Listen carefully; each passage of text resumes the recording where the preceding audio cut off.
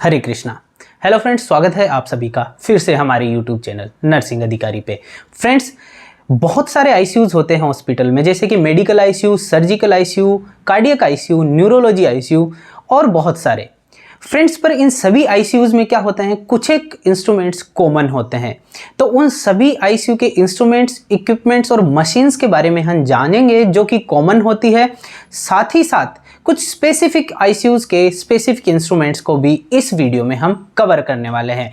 Notes and times की दृष्टि से ये वीडियो आपके लिए बहुत ही हाई यील्ड और इंपॉर्टेंट होने वाला है, क्योंकि नोट्स एंड टाइम्स के अंदर इमेज बेस्ड क्वेश्चंस का बहुत ही मेजर पार्ट 25% तक इन्हीं इमेज बेस्ड क्वेश्चंस में से ही आता है। तो फ्रेंड्स, बिना किसी देरी के हम वीडियो शुरू करते हैं। और अगर अभी तक आपने हमारे चैनल को सब्सक्राइब नहीं किया तो आप चैनल को सब्सक्राइब करिए, और अगर ये वीडियो सच में पसंद आता है तो आप इसे अपने फ्रेंड्स तक इसको शेयर करिएगा। तो फ्रेंड्स, शुरू करते हैं हमारे वीडियो को आईसीयू के इक्विपमेंट्स और मशीन्स को। तो फ्रेंड्स, सबसे पहले हम देखेंगे मल्टीपल पैरामीटर मॉनिटर को। मल्टीपल पैरामीटर मॉनिटर से मतलब है कि एक क्लाइंट के बहुत सारे पैरामीटर एक बार में हम यहाँ पे क्लाइंट के मॉनिटर कर सकते हैं। ये किस लिए काम आता है? Use to monitor multiple parameter of the patient. जैसे कि हम देखते हैं, नंबर 1 कार्डियक एक्टिविटीज़ की बात करें तो जैसे ईसीजी और हार्ट रेट यहाँ पे देख सकते हैं, blood pressure, non invasive blood pressure, respiration, SpO2, temperature, ये सभी चीज़ें मल्टीपल पैरामीटर्स हैं। इस क्लाइंट के यहाँ पे हम क्या कर सकते हैं, मॉनिटर कर सकते हैं। यहाँ पे अगर मान लीजिए इस मॉनिटर में अगर बात करी जाए तो देखिए ये ईसीजी है, ये इसका हार्ट रेट है, ये यहाँ पे इसका रेस्पिरेशन हो गया, ये ब्लड प्रेशर हो गया। ठीक है, तो इस तरह से हम ये सारी की सारी जितने भी पैरामीटर्स हैं क्लाइंट के हम क्या कर सकते हैं, मॉनिटर कर सकते हैं एक साथ। ये इमेज के अंदर आपको वेरियस मल्टीपल पैरामीटर मॉनिटर्स मैंने आपको यहाँ पे दिखाए हैं। अब चलते हैं नेक्स्ट 2 नंबर पे, पोर्टेबल मॉनिटर्स। पोर्टेबल मॉनिटर्स क्या होते हैं? ये बैटरी के द्वारा ऑपरेटेड स्मॉल मॉनिटर्स होते हैं। इनके अंदर भी हम क्या कर सकते हैं, इनको एक पेशेंट को, अगर मान लीजिए पेशेंट को किसी हॉस्पिटल के एक एरिया से दूसरे एरिया में अगर हम ट्रांसफ़र कर रहे हैं, शिफ्ट कर रहे हैं, ट्रांसपोर्ट कर रहे हैं, तो ऐसी सिचुएशन के अंदर इसको हम पेशेंट के साथ लगा के और इसको पोर्टेबल रूप में हम क्या कर सकते हैं, एक जगह से दूसरी जगह पे ले जा सकते हैं। तो यहाँ पे पोर्टेबल मॉनिटर का क्या काम होता है? It is also a multiple parameter monitor used while transporting a patient from one hospital area to other hospital area। देखिए ये बहुत ही हैंडी से होते हैं, बहुत छोटे होते हैं, और इन सब के अंदर क्या होती है, एक बैटरी ऑपरेटेड सिस्टम होता है जिससे ये सब चीज़ें क्या करते हैं, मॉनिटर करते हैं। यहाँ पे ये भी दूसरे साइज का क्या है, मल्टीपल पैरामीटर मॉनिटर है। थर्ड हम जो देख रहे हैं यहाँ पे वो है मैकेनिकल वेंटिलेटर। देखिए फ्रेंड्स, नाम से ही इसका पता चल रहा है मैकेनिकल वेंटिलेटर। मैकेनिकल का मतलब क्या होता है कि अगर मान लीजिए क्लाइंट खुद यहाँ पे ऑटोमेटिकली वेंटिलेट खुद को नहीं कर पा रहा है, जो कि भगवान ने एक व्यक्ति को खुद को वेंटिलेट करने की और ब्रीदिंग करने की एक कैपेसिटी दी है, अगर मान लीजिए क्लाइंट उसे खुद नहीं कर पा रहा है तो यहाँ पे उसको मैकेनिकली यहाँ पे क्या किया जा रहा है, एक मशीन के थ्रू वेंटिलेट किया जाना मैकेनिकल वेंटिलेटर के द्वारा किया जाता है। इमेज के अंदर देखिए एक मैकेनिकल वेंटिलेटर है, ये दूसरी कंपनी का एक मैकेनिकल वेंटिलेटर है। आपको यहाँ पे रिकॉग्निशन देखा जाता है। इमेज बेस्ड क्वेश्चंस में आप क्या देखते हो, जैसे ही कोई भी इमेज बेस्ड क्वेश्चन आपको एग्जाम में मिलता है, जैसे कि नोट्स एंड टाइम्स हो गया और बहुत सारे जो एग्ज़ाम्स हैं उनके अंदर, तो आप कैसे पता लगा सकते हैं कि ये वेंटिलेटर है या मैकेनिकल वेंटिलेटर है? तो फ्रेंड्स देखिए, इसके अंदर आपको ये देखना होता है सबसे पहले कि यहाँ पे 2 पोर्ट्स होते हैं। एक इंस्पिरेशन के लिए यहाँ पे वेंटिलेटर सर्किट के लिए स्पेस होता है, दूसरा होता है एक्सपिरेशन के लिए, जो ये वेंटिलेटर सर्किट है, ये जो पाइप है, ये कनेक्ट करने के लिए। देखिए इसके अंदर भी इंस्पिरेशन और एक्सपिरेशन दोनों के लिए यहाँ पे 2 पोर्ट्स होते हैं। ठीक है, इससे ये क्या जुड़ती है, ये वेंटिलेटर सर्किट है, क्योंकि इसका नाम वेंटिलेटर है तो इससे जुड़ने वाली क्या होती है, ये सर्किट वेंटिलेटर सर्किट कहलाती है। तो देखिए इसके अंदर भी ये वेंटिलेटर सर्किट इससे जुड़ी हुई है। तो आप आसानी से इसको रिकॉग्नाइज कर सकते हैं, पहचान सकते हैं इमेज बेस्ड क्वेश्चन जब आपके सामने होता है तो, कि ये क्या चीज़ है, ये मशीन जो है इसे हम क्या कहेंगे, हम इसे कहेंगे मैकेनिकल वेंटिलेटर। क्यों कहेंगे? क्योंकि इस पर इंस्पिरेशन और एक्सपिरेशन क्लाइंट का मेंटेन करने के लिए 2 पोर्ट होते हैं, जिससे हम क्लाइंट को क्या कर देते हैं, कनेक्ट कर देते हैं इस ट्यूब के थ्रू। ठीक है, अब देखते हैं इसका कि it provides mechanical ventilation by moving breathable air into and out of the lungs to deliver breath to a patient who is physically unable to breathe और ब्रीथ इनसफिशिएंटली। जो क्लाइंट सफिशिएंटली क्या कर रहा है, ब्रीथिंग नहीं कर पा रहा है या फिजिकली अनेबल है ब्रीदिंग करने के लिए, उसको हम क्या करते हैं, इस मैकेनिकल वेंटिलेटर के थ्रू क्या किया जाता है, ब्रीदेबल एयर दी जाती है और इससे आउट भी की जाती है। ठीक है, तो ये हो गया मैकेनिकल वेंटिलेटर। कैसे रिकॉग्नाइज करोगे, मैंने आपको बताया है। नेक्स्ट हम देखते हैं वेंटिलेटर सर्किट। देखिए फ्रेंड्स, पीछे वाले आप चलिए पीछे वाली इमेज पे दोबारा, ये जो जुड़ा हुआ है यहाँ पे एक सर्किट, जो पाइप्स जुड़ी हुई है, इन्हीं को हम वेंटिलेटर सर्किट कहते हैं। तो यहाँ पे देखिए वेरियस जो पाइप्स हैं जो यहाँ पे देखने को आपको मिल रही हैं इन इमेजेस के अंदर, ये सारी वेंटिलेटर सर्किट्स हैं। ठीक है, क्या है, वेंटिलेटर सर्किट्स हैं। तो ये वेंटिलेटर सर्किट्स हैं, कुछ डिस्पोजेबल होती है, ये डिस्पोजेबल है और ये सिलिकॉन की है। ठीक है, सिलिकॉन वाली जो होती है उन्हें हम क्या कर सकते हैं, ऑटोक्लेव करके हम इनको रीयूज कर सकते हैं। तो क्या होते हैं वेंटिलेटर सर्किट, तो ventilator circuit refer to the tubing that connects the ventilator to a patient. ठीक है, पेशेंट को कनेक्ट करने वाले वेंटिलेटर से जो ट्यूबिंग्स यूज करी जाती है उन्हें हम वेंटिलेटर सर्किट्स कहते हैं। नेक्स्ट चलते हैं बेंस सर्किट। देखिए फ्रेंड्स, वेंटिलेटर सर्किट और बेंस सर्किट दोनों अलग अलग चीज़ें हैं।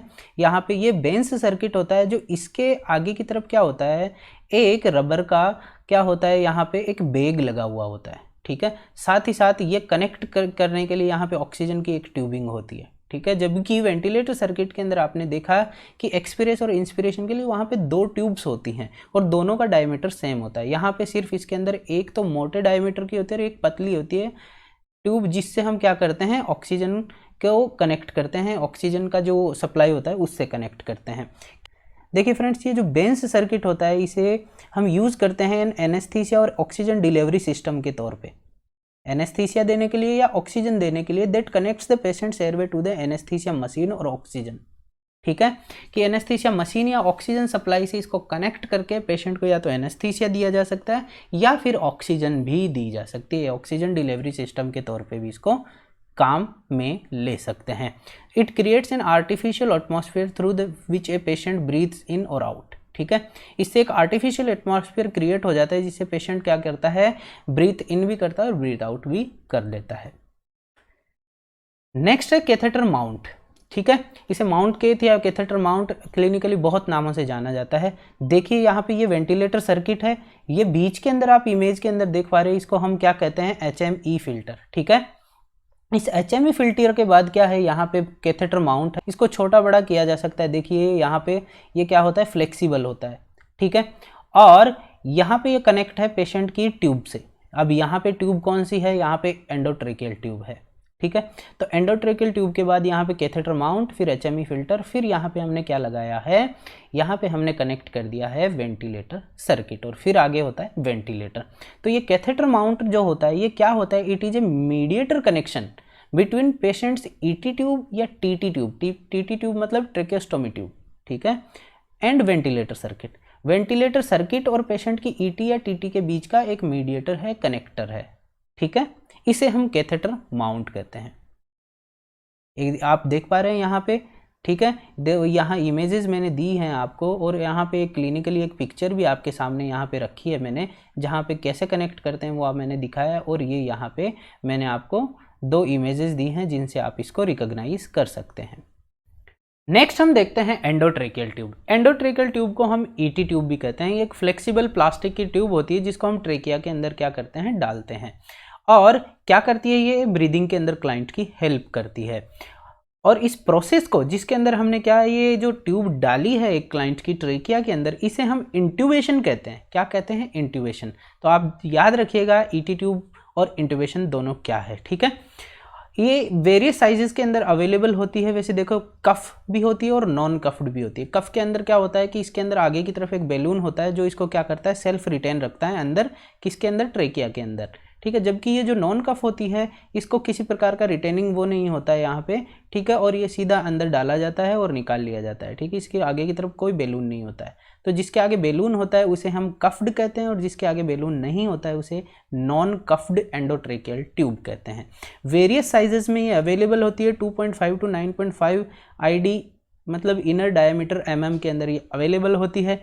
Average size of the tube for an adult mail, यहाँ पे एग्जाम में बहुत बार देखिए आपसे पूछा गया है कि एक एडल्ट मेल के लिए एंडोट्रेकियल ट्यूब यूजुअली कौन सी यूज़ करी जाती है, तो आपका आंसर होता है 8.0 और एडल्ट फीमेल के लिए 7.0, चाइल्ड के लिए 3.5 mm की और न्यूबॉर्न के लिए 2.5 टू 3.0 mm की यहाँ पे यूज़ करते हैं एंडोट्रेकियल ट्यूब। तो ये हो गई एंडोट्रेकियल ट्यूब।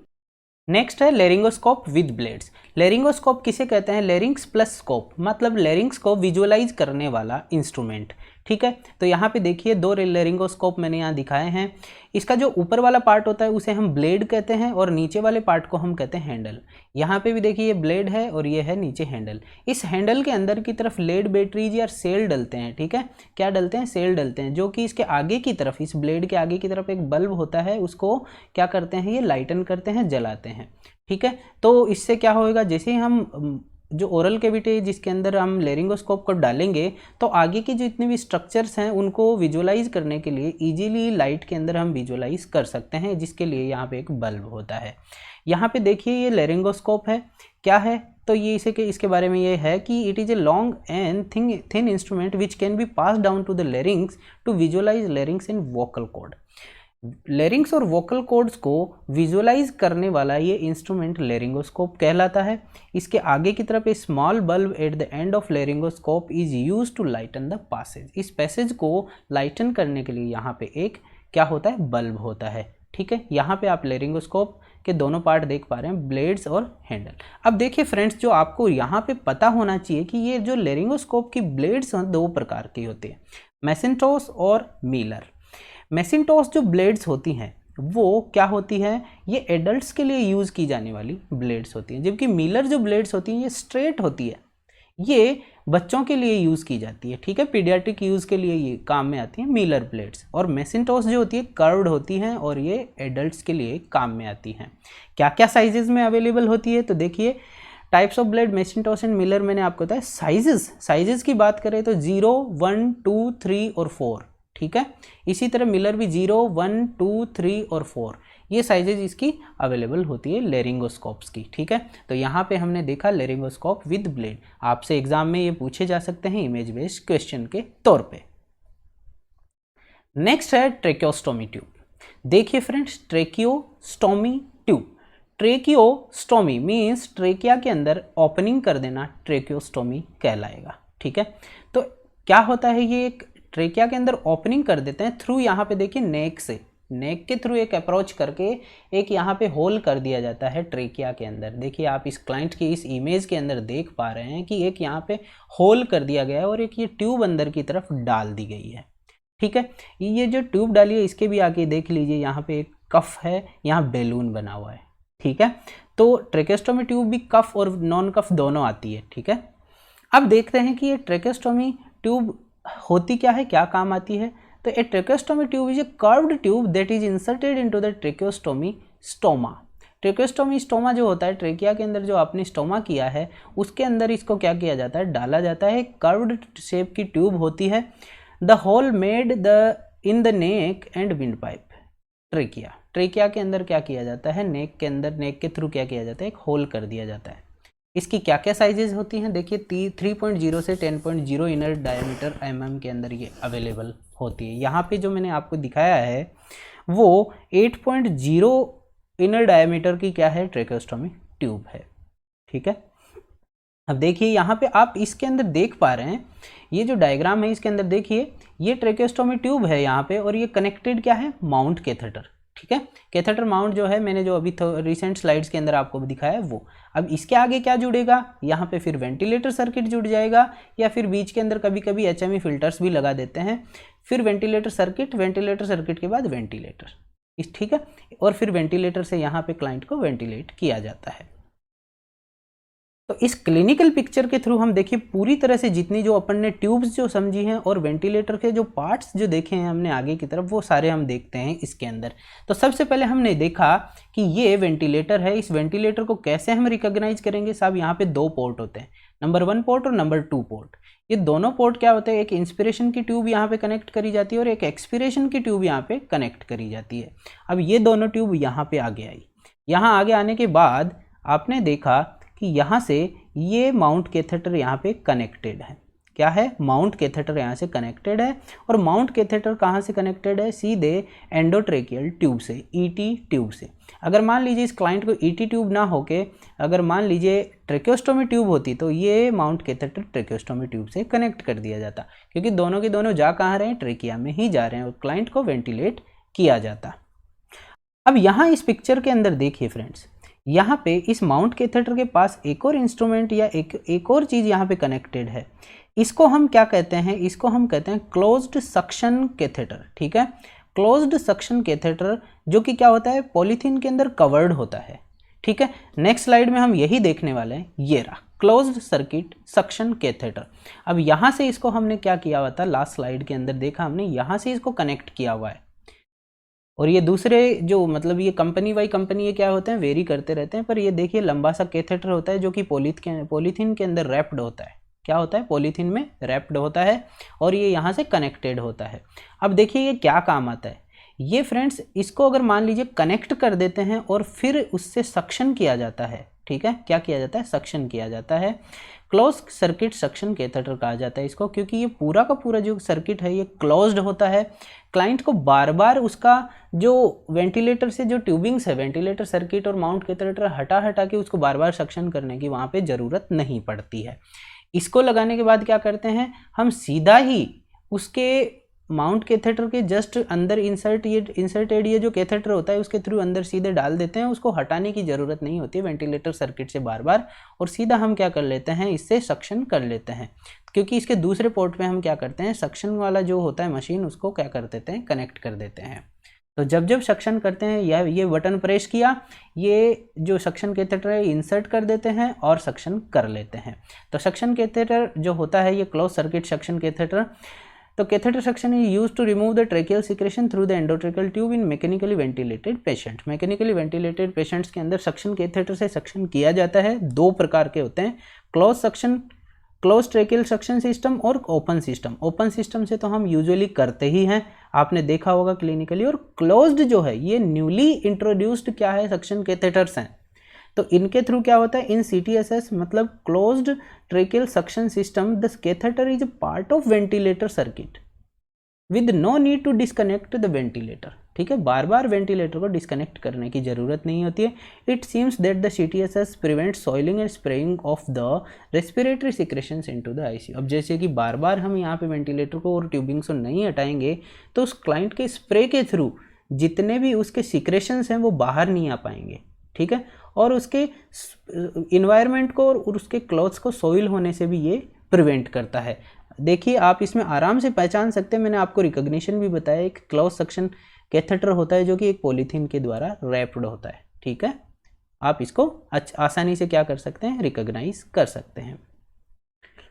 नेक्स्ट हम देखते हैं यहाँ पे NIV मास्क। अभी तक देखिए फ्रेंड्स मैंने जो आपको समझाए हैं एंडोट्रेकियल ट्यूब या ट्रेकियोस्टोमी ट्यूब, दोनों के अंदर हमने क्या किया, ट्रेकिया के अंदर एक ट्यूब इंसर्ट करी और फिर उसको वेंटिलेटर से कनेक्ट किया। अगर मान लीजिए ऐसा नहीं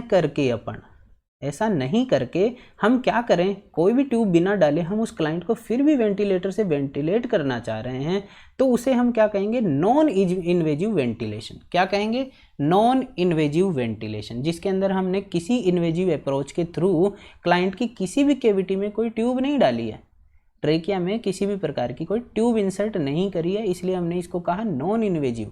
ठीक है, और ये हम क्या कर रहे हैं, वेंटिलेशन कर रहे हैं, तो नॉन इन्वेजिव वेंटिलेशन इसको कहते हैं।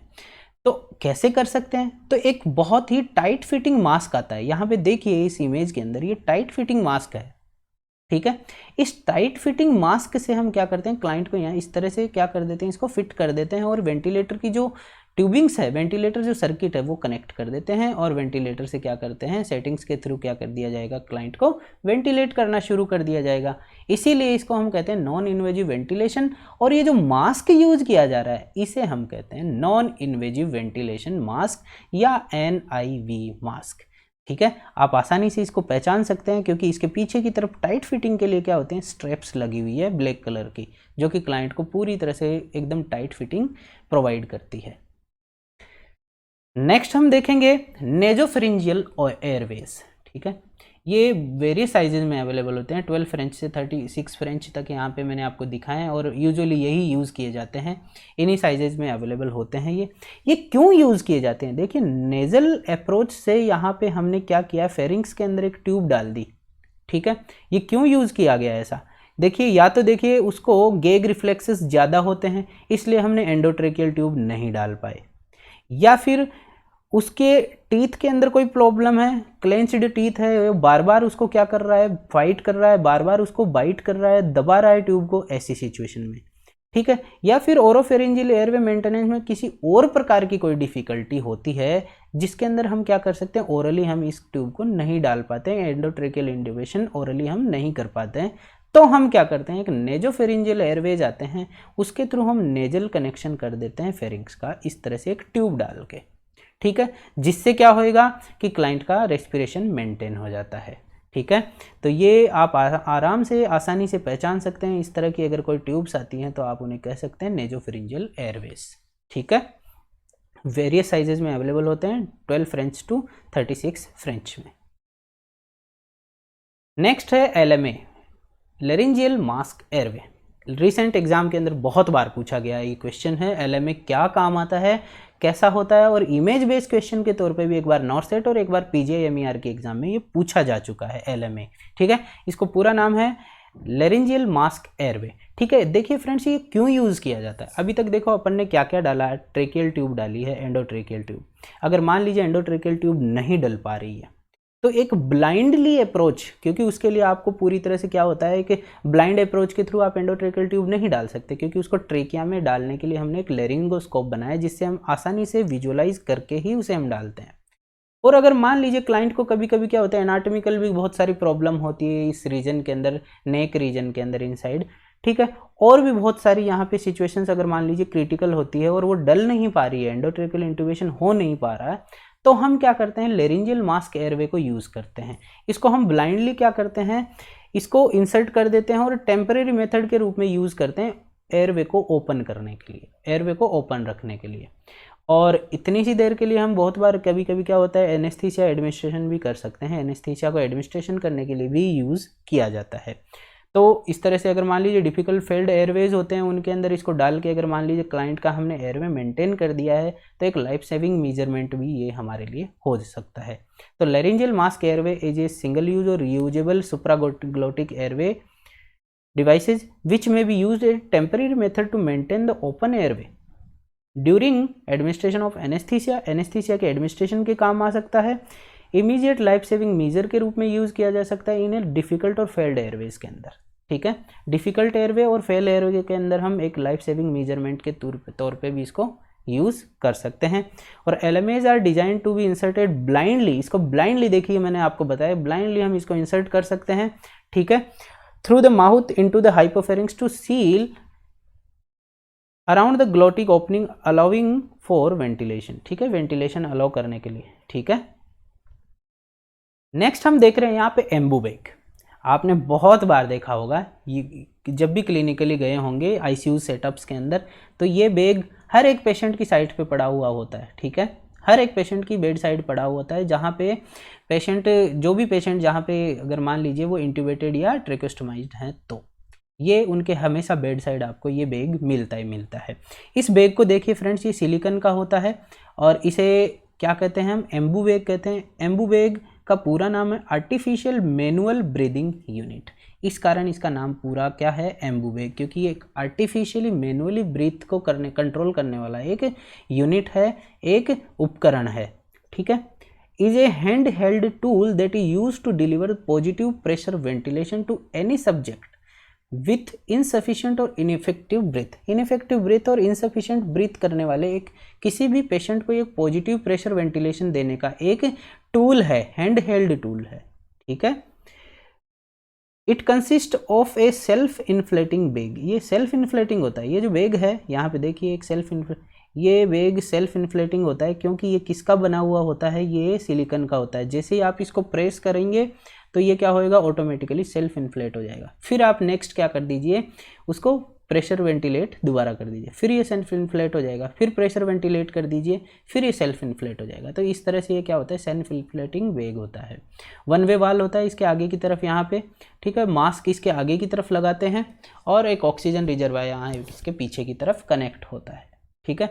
तो यहाँ पे देखिए मास्क के साथ तो ये रखे मैंने 3 यहाँ पे क्या लग रखे हुए हैं, यहाँ पे 3 एम्बूबैग्स लगाए हैं, तीनों के आगे की तरफ देखिए मास्क कनेक्टेड है।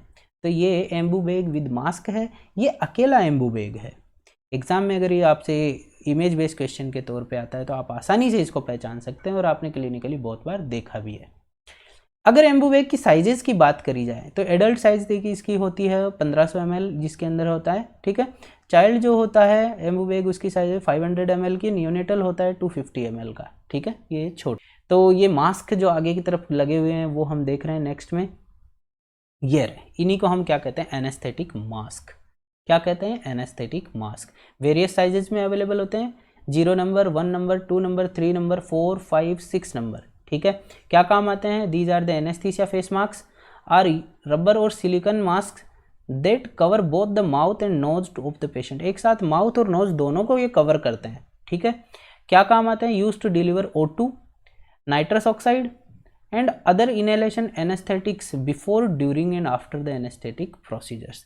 एनेस्थीसिया की कोई भी प्रोसीजर्स करने से पहले और बाद के अंदर अगर मान लीजिए क्लाइंट को एनेस्थीसिया देना है, कौन सा, इनहेलेशनल एनेस्थीसिया, तो हम क्या करते हैं उस इनहेलेशनल एनेस्थीसिया को एम्बूबैग से, देखिए यहाँ पे इनहेलेशनल एनेस्थीसिया की जो ट्यूब है उस इनहेलेशन की यहाँ पे कनेक्ट कर देते हैं और यहाँ पे मास्क कनेक्ट कर देते हैं। अब इससे क्या करेंगे, इस एम्बूबैग से मास्क कनेक्ट करके हम उसको क्लाइंट को वेंटिलेट करेंगे, जिससे जो ट्यूब कनेक्टेड है इनहेलेशनल एनेस्थीसिया की वो क्या करेगी, वो इनहेलेशन के थ्रू क्लाइंट के अंदर चला जाएगा और क्लाइंट एनेस्थेटाइज हो जाएगा।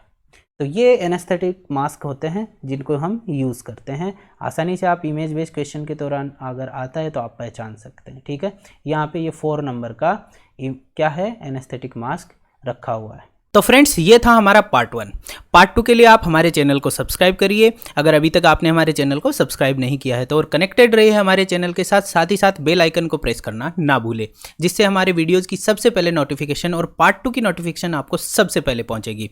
और साथ ही साथ आप हमारे को फेसबुक पे जो नर्सिंग अधिकारी पेज है वहाँ पर फॉलो कर सकते हैं, इंस्टाग्राम पर भी हमारा नर्सिंग अधिकारी पेज है, आप उसे भी फॉलो करिए। टेलीग्राम पर जो नर्सिंग अधिकारी चैनल है आप उसे ज्वाइन करिए, वहाँ पर आपको वीडियोज़ के शॉर्ट्स, आपको रिलेटेड स्टडी मटेरियल और वैकेंसीज की इंफॉर्मेशन टाइम टू टाइम मिलती है। और तो मिलते हैं फ्रेंड्स पार्ट 2 के साथ, तब तक के लिए धन्यवाद।